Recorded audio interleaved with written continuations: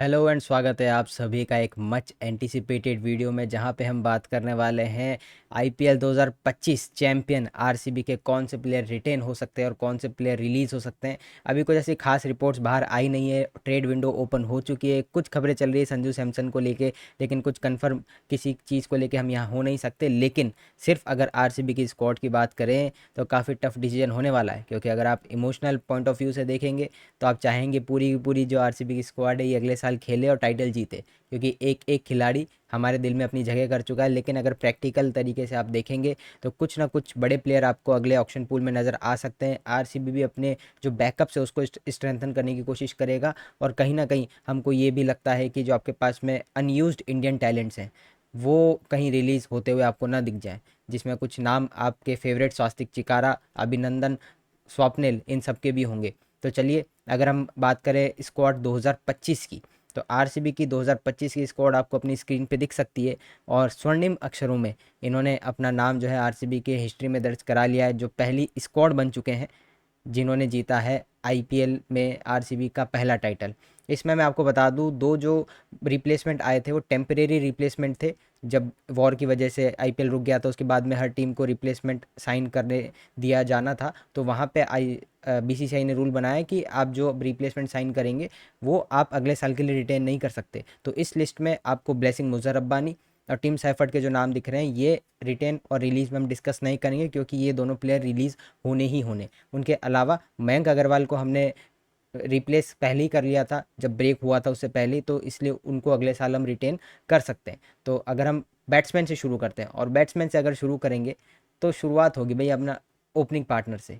Opening दो हमारे सबसे बड़े खिलाड़ी इस सीज़न के बैटिंग के हिसाब से देखें, दो सबसे ऐसे खिलाड़ी जिन्होंने सबसे ज़्यादा रन किया आरसीबी के लिए। विराट कोहली एज़ यूजुअल इस एज में भी, मतलब एक यंग विराट कोहली हम याद करते हैं जब आरसीबी के लिए वो मैचेस जिताया करते थे। अब 36 ईयर ओल्ड, रिटायर्ड टी20 से, अब तो टेस्ट से भी विराट कोहली 657 रन्स करते हैं 145 की स्ट्राइक रेट से। मतलब अगर जब हम रिटेन और रिलीज़ की बात करते हैं तो विराट कोहली का नाम तो इसमें आना ही नहीं चाहिए। तो विराट कोहली रिटेन है, इस पर ज़्यादा डिस्कस नहीं करेंगे। विराट कोहली के बारे में वैसे भी हम खूब डिस्कस करते रहते हैं। फिल सॉल्ट, उम्मीदें मेरी बहुत ज़्यादा थी। 176 की स्ट्राइक रेट से इन्होंने किए हैं 403 रन। 13 मैचेज ये खेले हैं, बीच में कुछ मैच इन्होंने मिस किए थे, उनकी जगह पे जेकब बैतल खेले थे, उन पर भी डिस्कस करेंगे। लेकिन मेरे ख्याल से मेरी उम्मीदें थोड़ी ज़्यादा थी, इसलिए थोड़ा सा मैं डिसअपॉइंटेड हूँ। लेकिन फिर भी at the end of the day आप देखें, back to back IPL title जीत गए फिल सॉल्ट, और 403 रन इन्होंने किए 176 की स्ट्राइक रेट से। तो definitely one of the highest paid player है। अगर आप ऑक्शन में आरसीबी ने जो प्लेयर्स पिक किए थे उसके हिसाब से देखेंगे, और उन्होंने सूद समेत वो हिसाब जो है पूरा किया है। बात करते हैं कप्तान रजत पाटीदार, पहले आरसीबी के कप्तान जिन्होंने टाइटल जीत लिया है, तो इसमें भी रिटेन रिलीज़ का तो सवाल पैदा होता नहीं है। थोड़ा अंडरवेलमिंग सीज़न इनके लिए रहा है पर्सनली। 312 रन इनकी तरफ से आए हैं 143 की स्ट्राइक रेट से। काफ़ी अंडरवेलमिंग बोलूँगा मैं, क्योंकि जिस तरीके से इन्होंने टूर्नामेंट स्टार्ट किया था, चेन्नई मुंबई के खिलाफ मैन ऑफ द मैच लिए थे, तो लगा था इनके लिए बड़ा सीज़न होने वाला है। बीच में इंजरी की वजह से ये इम्पैक्ट सबकी तरह भी आए, तो इम्प्रूवमेंट की ज़रूर यहाँ पे मतलब रूम हम देख रहे हैं, लेकिन रिटेन तो डेफिनेटली होंगे। जितेश शर्मा वाइस कैप्टन, और 2 मैचेस में इन्होंने आरसीबी की कप्तानी भी करी थी, काफ़ी इंपॉर्टेंट मैचेस में, जिसकी वजह से आरसीबी क्वालिफायर 1 भी पहुंचा था। काफ़ी ऑन ऑफ सीज़न रहा इनका। स्ट्राइक रेट इन्होंने मेंटेन करके रखा है 177 के आसपास। लेकिन आप जो बड़ी पारी की उम्मीद करते हैं वो सिर्फ एक आपको देखने को मिली, वो भी सबसे इंपॉर्टेंट एलएसजी वाले गेम में, जिसकी वजह से मैं कहूँगा कि आरसीबी आज चैंपियन बना है, क्योंकि वो मैच नहीं जीते होते तो शायद से हम क्वालिफायर 1 नहीं खेलते और स्टोरी कुछ अलग हो सकती थी। तो जितेश फाइनल में भी आके एक बढ़िया 300 के करीबन स्ट्राइक रेट का एक पारी खेल के जाते हैं। मुंबई वाला मैच जिसमें हार्दिक पांड्या और तिलक वर्मा का ऑन स्लॉट हमें देखने को मिला था, उसमें जितेश की अच्छी पारी देखने को मिली थी, जिसकी वजह से आरसीबी एक अच्छे टोटल तक गया था। और आप बिहाइंड द स्टंप्स जो जितेश का दिमाग चलता है उसको आप कंपेयर नहीं कर सकते किसी भी रन से या किसी भी स्टंपिंग से। तो जितेश डेफिनेटली रिटेन हो रहे हैं। देवदत्त पडिक्कल, ये मेरे लिए सरप्राइज थे, मेरे को काफ़ी ज़्यादा उम्मीदें नहीं थी देवदत्त पडिक्कल से। 10 मैचेज ये खेले, उसके बाद इंजर्ड होकर बाहर हो गए थे, तो 10 मैचेज में 247 रन देवदत्त ने किए 150 की स्ट्राइक रेट से। ये पहला नाम होते, पहला स्केपगोट होते अगर ये नहीं चलते इस सीज़न। लेकिन देवदत्त डेफिनेटली रिटेन हो रहे हैं। जो प्लेयर रिटेन हो रहे हैं उनके बारे में हम ज़्यादा क्या बात करें, तो मतलब आपको हमने देखा था आरसीबी ने 22 प्लेयर ऑक्शन के बाद जो हमारी स्क्वाड बनी थी उसमें 22 प्लेयर थे और 75 लाख का पर्स बचा हुआ था। तो वो 22 प्लेयर के बाद में 3 आपने रिप्लेसमेंट बाद में साइन किए, तो उन प्लेयर्स की हम बात कर रहे हैं। तो उसमें से ज़्यादातर प्लेयर वही हैं जो रिटेन ही होंगे। रिलीज़ में आप ये देखना चाहेंगे कि जैसे आपके पास 75 लाख पहले से पर्स में बचा हुआ है, उसके बाद में हर साल हम देखते हैं कि 5 करोड़ तकरीबन उतना इजाफा होता है हर टीम के पर्स में, बीसीसीआई करता है सीज़न दर सीज़न। फिर आप कितने प्लेयर्स को छोड़ के कितना पर्स आप अपना असेंबल करना चाहेंगे, जिसकी वजह से एक ओवरसीज़ प्लेयर या एक इंडियन स्टार प्लेयर अगर ऑक्शन में आता है तो आप उसके पीछे जा सकें एटलीस्ट। प्लेइंग 11 में मुझे नहीं पता कि कहाँ आप उसके लिए जगह बनाएंगे, मे बी लाइम लिविंगस्टन की जगह, जिन पे अभी थोड़ी देर में आते हैं। टिम डेविड पे आते हैं। टिम डेविड, अगर मैं स्टैट्स की बात करूँ तो 12 innings 12 matches 187 run, later half of the season में इनका इंजरी की वजह से जो है खेलना नहीं बना, लेकिन जितना भी खेले मेरे ख्याल से ये बंदा जो कर सकता था इस सीज़न वो करके दिया है। डेफिनेटली रिटेन होंगे मेरी तरफ से। लाइम लिविंगस्टन इनको रिलीज़ कर सकती है आरसीबी, क्योंकि करीबन 8.5 करोड़ में आपने इनको खरीदा था ऑक्शन के अंदर, और आप चाहेंगे ऑक्शन में थोड़ा बहुत ऐसा पर्स लेके जाएं कि एक ऐसी अपॉर्चुनिटी आपको दिखती है कि आप एक वर्ल्ड क्लास ओवरसीज़ प्लेयर ले सकते हैं, क्योंकि आपके पास 8 ओवरसीज़ प्लेयर ऑलरेडी स्क्वाड में, तो आपके पास जगह नहीं है कोई एक ओवरसीज़ प्लेयर लेने की। तो कहीं ना कहीं आप ये देखेंगे कि एक कम से कम ओवरसीज़ स्लॉट हमारे पास में ऑक्शन जाने से पहले, जिससे कि कोई ओवरसीज़ प्लेयर हम अगले सीज़न के लिए पिक करना चाहें तो वो कर सकते हैं। मेरे ख्याल से रिटेन हो जाएंगे लाइम लिविंगस्टन, अगर इंग्लैंड कोटा आ जाता है, क्योंकि मो बोबार्ट, एंडी फ्लावर, ये दोनों इंग्लैंड के प्लेयर्स को काफ़ी पसंद करते हैं। लाइम लिविंगस्टन को किसी इस सोच के दौरान लिया होगा, लेकिन अगर प्रैक्टिकल सोच हम यहाँ पे देखें तो लाइम लिविंगस्टन का रिटेन होना बनता नहीं है, तो मेरे हिसाब से वो रिलीज़ हो जाने चाहिए। अब एंड का जो डिसीजन होगा वो हमारी मैनेजमेंट के ऊपर है। कृणाल पांड्या, इस पर तो क्या ही बात करें, मतलब विकेट्स के कॉलम में देख ले, रन्स के कॉलम में देख ले, एक मैच तो इन्होंने बैट से ही जितवा दिया था, ब्रेक थ्रूज दिलाए, फाइनल में man of the match, season opener man of the match, तो इसमें तो कोई डिबेट बनती नहीं है। कृणाल पांड्या डेफिनेटली आपके रिटेन होने वाले हैं। अब मयंक अग्रवाल, इन पे कई लोगों का डिवाइडेड ओपिनियन हो सकता है, क्योंकि मयंक अग्रवाल के 4 इनिंग्स में आए 95 रन्स 150 की स्ट्राइक रेट से, और 150 की स्ट्राइक रेट से 10 मैचेस खेले थे देवदत्त पडिक्कल।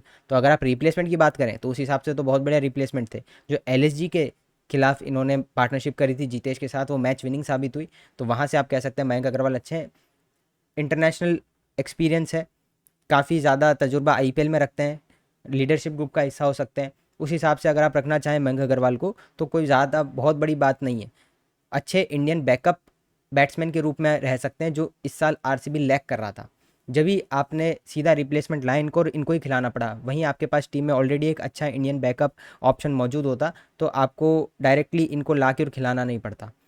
तो ये एक पॉजिटिव आप देख सकते हैं। ये मतलब मैं 50-50 कहूँगा, रिटेन हो भी सकते हैं, रिलीज़ हो भी सकते हैं। क्या पता इस सीज़न जो इनका परफॉर्मेंस रहा है उसके बाद में ये खुद चाहें कि मैं ऑक्शन में जाता हूँ, पिछले साल मेरा परफॉर्मेंस देख के क्या पता कुछ टीम मुझ में इंटरेस्टेड हो। लेकिन मुझे लगता है आरसीबी इनको ज़्यादा रिटेन करने की सोचेगा। लोकल बॉय हैं, ज़्यादा कॉस्टली भी आपको नहीं नहीं पड़े थे एज अ रिप्लेसमेंट जब आए थे, तो अब ये अगले सीज़न के लिए आरसीबी में रह सकते हैं, ऐसा मुझे लगता है।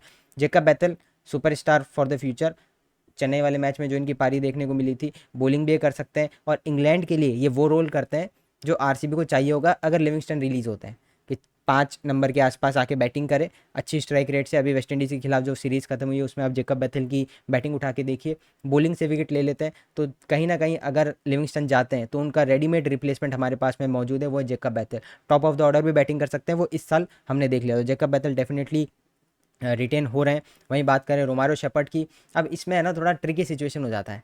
रोमारो शेपर्ड आए, शुरुआत में कुछ मैचेस में इनको बैटिंग नहीं मिली, लेकिन अपना पहला ही मैच खेल रहे थे जब उन्होंने श्रेयस अय्यर को आउट किया था। उसके बाद में आप देखें चेन्नई के खिलाफ वो मतलब माइंड ब्लोइंग पारी, जिसकी वजह से आरसीबी वो मैच जीता।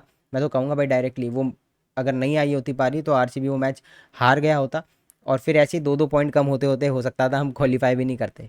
तो कुछ ऐसे मैचेस आरसीबी जीती है जिसकी वजह से, जो यूजुअली आरसीबी नहीं जीतती थी, और उसकी वजह से हम टाइटल जीते हैं। तो इस पर कल वीडियो ज़रूर लाएंगे कि कौन से मैचेस आरसीबी जीता ऐसे जिसकी वजह से हम टाइटल पे पहुंच पाए, लेकिन वापस रिटेन और रिलीज़ पे आए। तो रोमारो शेपर्ड थोड़ा ट्रिकी इसलिए हो सकते हैं क्योंकि आपकी फर्स्ट प्लेइंग 11 में क्या ये जगह बना लेंगे, अगर लिविंगस्टन की जगह आप जेकब बैथल डाल दें तो फिर मुश्किल हो जाता है।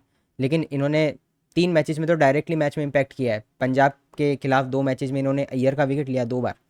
वहाँ पे आप देखें चेन्नई वाला मैच जिस तरीके से इन्होंने करा था, फाइनल में इनका कैच भी छूटा था, ज़्यादा बड़ा कर नहीं पाए थे, लेकिन जो 1-2 बाउंड्रीज लगा के गए थे, कहीं ना कहीं मोमेंटम आरसीबी की तरफ देके गए थे कि कहीं ना कहीं हम 200 पहुँच सकते हैं। तो इफ़ ही होगा काफ़ी, मेरे को लगता है 70% ही रिटेन हो जाने चाहिए, क्योंकि सही प्राइस में आपको मिले हुए, ज़्यादा एक्सपेंसिव नहीं है, और अच्छे बैकअप की तरह यूज़ आ सकते हैं। जैसे इस साल आए, आपने स्टार्ट लिविंगस्टन के साथ किया था, लेकिन बाद में आप रोमारो शेपर्ड पे गए हैं। भुवनेश्वर कुमार, चलिए बॉलर्स पे अब आते हैं। बॉलर्स पे आते हैं तो भुवनेश्वर कुमार से हम स्टार्ट करेंगे। तो भुवनेश्वर कुमार 17 विकेट है 14 मैचेस में, 9.3 की इकोनॉमी है। Not the best of Bhuvneshwar Kumar season, लेकिन जब जरूरत थी टीम को तब स्टैंड अप किए इन्होंने, और फाइनल में इनका स्पेल कोई नहीं भूल सकता, डेफिनेटली रिटेन हो रहे। कृणाल पांड्या पे हम ऑलरेडी बात कर चुके हैं, रन के साथ साथ 17 विकेट भी इन्होंने लिए, अच्छी इकोनॉमी के साथ डेफिनेटली रिटेन हो रहे। जॉस हेजलवुड 22 विकेट, मतलब इसमें तो कोई बनती ही नहीं है कॉन्वर्जेशन ही, ये भी रिटेन हो रहे हैं। यश दयाल 5.5 करोड़ के करीबन आरसीबी ने इनको रिटेन किया था। बहुत ज़्यादा इंप्रेसिव आप नहीं बोलेंगे, 15 मैचेस में 13 विकेट हैं, 9.6 की इकोनॉमी है। मतलब विकेट्स में भी उतने कॉलम आपको नहीं दिख रहे, नहीं आपको इकोनॉमी कोई बहुत ज़्यादा अच्छी दिख रही है। लेकिन दोनों सीएसके वाले मैचेस में इनके स्पेल इंपॉर्टेंट थे। फाइनल में 3 ओवर में 18 रन इन्होंने दिए तो प्रेशर बना के रखा। कुछ इन्होंने लास्ट में आके क्रूशल ओवर्स डाले हैं जो टीम के लिए फ़ायदेमंद हुए, लेकिन उम्मीदें मेरी ज़्यादा थी यश दयाल से। लेकिन रिटेन रिलीज़ की बात मैं यहाँ नहीं कर रहा, ये रिटेन डेफिनेटली हो रहे हैं, लेकिन इनसे बेटर हम उम्मीद कर रहे हैं। सुयश शर्मा, आप एक एक मैच वो उठा के देखें जो आरसीबी हार रहा था और वहाँ से जीता, उसमें आप सुयश शर्मा के स्पेल उठा के देखें, किस में आपको उनके विकेट दिखेंगे, किसी में आपको उनकी इकोनॉमी दिखेगी। जो मुंबई वाले मैच की हम बात करते हैं जितेश शर्मा की कॉन्वर्जेशन में, उसमें आप जाके देखिए राइट लेफ्ट एंड सेंटर सारे बॉलर्स की पिटाई हो रही थी, सुयश उसमें से चुपके से अपना 8 की इकोनॉमी से स्पेल निकाल के चले जाते हैं। तो इस बंदे में कहीं दम है, बैक टू बैक आईपीएल यूं ही नहीं जीता है बंदा। तो सुयश रिटेन हो रहा है मेरे ख्याल से। और जो इन पे टैग लगाया गया था आरसीबी मैनेजमेंट की तरफ से कि आप हमारे प्रीमियम रिस्ट स्पिनर होंगे इस साल, तो इस उन्होंने प्रूव कर दिया है इस चीज़ को। लुंगी एनगिडी 2 मैचेस मिले इनको, सीएसके वाले मैच में मैच विनिंग स्पेल था इनको, बैक टू बैक बॉल्स पे महात्रे और ब्रेव्स को आउट करते हैं, 4 विकेट। वहीं पे ही अगर इनके कॉन्टेम्प्रेरी हम बात करें, नुवान तुषारा, ये भी बैकअप ओवरसीज फास्ट बॉलर है हेजलवुड के, जिस तरीके से एनगिडी थे। एक मैच इनको मिलता है लखनऊ वाला, ऋषभ पंत का शतक याद आता है हमको, मिचेल मार्श की वो पारी याद आती है, लेकिन नुवान तुषारा जिस तरीके से उस मैच में स्पेल डाला था, आते ही उन्होंने ब्रेट्सके का विकेट भी ले लिया था, और उस मैच में मात्र 26 रन इन्होंने दिए थे, जहाँ पे सामने वाली टीम ने 230 के आसपास का स्कोर कर लिया था। तो एक अलग एबिलिटी के साथ ही आते हैं, डेथ में अच्छा करते हैं, लेकिन उस दिन जितेश ने इनको शुरू में ही काफ़ी यूज़ कर लिया था तो वहाँ पे भी इफेक्टिव दिखे थे। तो ऐसा नहीं है कि जो इनके लिए धारणा बनी हुई है कि तो सिर्फ डेथ में ही काम आएंगे, तो ये आपको ऊपर से भी विकेट्स और रन्स रोक के दे सकते हैं। तो नुवान तुषारा, एनगिडी, इन दोनों में से अगर कोई आरसीबी एक रिलीज़ करना चाहे तो आप कमेंट में बताइए किसको आप रिलीज़ करेंगे। मेरे ख्याल से दोनों रिटेन हो जाने चाहिए। वहीं पे ही बात करें रसिक दर सलाम की, 2 मैचेस इनको मिले। एक वेरी इंपॉर्टेंट, इन्होंने नरेन का विकेट लिया था सीजन के पहले मैच में जो भुवनेश्वर नहीं खेल रहे थे, और उसके बाद से आरसीबी का कमबैक उस मैच में शुरू हुआ था। आप सभी को याद होगा रसिक दर सलाम काफ़ी एंटिसिपेटेड प्लेयर थे, जब वो टीम में आए थे मैं काफ़ी खुश था, काफ़ी ज़्यादा इनसे उम्मीदें मेरी थी, लेकिन 6 करोड़ में जब आपने रसिक दर सलाम को लिया है तो 2 मैचेस खिलाए हैं आपने, तो कहीं ना कहीं शुरुआत में आपके प्लान में थे। इन्होंने सोचा होगा कि सुयश और रसिक को हम रोटेट करते रहेंगे सिचुएशन के हिसाब से, लेकिन सुयश को जब भी मौके मिले उन्होंने ठीक ठीक कर दिया। और रसिक दर सलाम 2 मैचेस जो उनको लिमिटेड मिले उसमें इनकी 11.5 की इकोनॉमी थी, 11.5 की इकोनॉमी थी, तो वहाँ पे कहीं ना कहीं ये रेस में पीछे होते गए। तो 6 करोड़ में इनको लिया। अगर हम बात करें लिविंगस्टन और रसिक दर की, तो कहीं ना कहीं ये टोटल सम बन जाएगा हमारा 14-15 करोड़ के आसपास, अगर मेरी मैथ्स ठीक है तो।